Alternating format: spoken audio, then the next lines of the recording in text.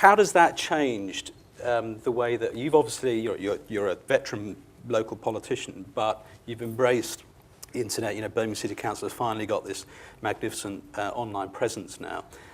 Does that make any difference to you, that kind of different media out there?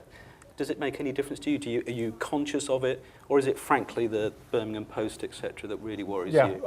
I think the fact that we are constantly under scrutiny in Birmingham, more so because we're the largest local authority in the UK, and perhaps because we are undertaking a lot of very innovative activity, particularly in the realms of new ways of working with business transformation. We are embracing the whole of the digital agenda, and it is a long-term strategy. It's not a short-term fix.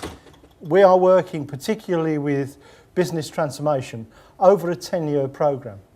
So if you just take a snapshot of one day, you could make very negative comments. So you really do need to see the whole picture of what we're trying to achieve.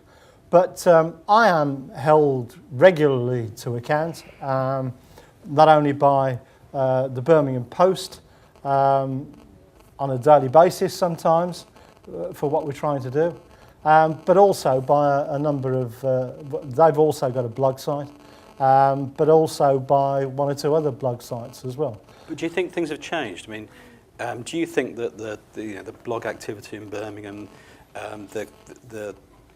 somehow provides you with, do you sense out there that you are having to be more open? Because you're talking about big strategy and corporate change and transformation, but what about in terms of voices that you're hearing or not?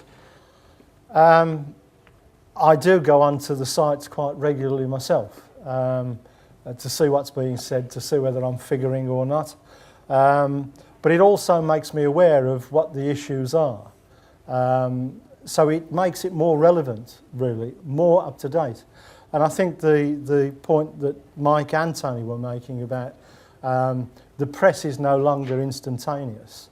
And there's a big debate going on in Birmingham about the future of the Birmingham Post, whether the Evening Mail will go to an overnight in exactly the same way as the Sentinel. So that information, that news becomes less instantaneous. So I think there is opening up a gap in the market for the type of sites that you've developed with Pits&Pots. Charlie, can I ask a question? Yeah. How do you feel that sites like ours, we've got the ear of 60 of our local councillors. Every one of them is really supportive of what we do. And when the expenses scandal broke, for instance, in the Houses of Parliament, one of our local MPs rang us up and said, we need you to come and do an interview with us, because actually, if I'm going to tell this story, I want it unedited and unspun. You know, how do you feel then when we tell the story about our own local communications department trying to thwart that honesty? I hope that over the years I've developed a reputation of being open and honest from a personal point of view. And if there is a story there, there's a story there. I'm always conscious of how things play on, as I always put it, the number 50 bus that goes up to the Maypole. It's very important to me how people can construe or misconstrue what I'm doing. And so I've got no problem with that kind of openness.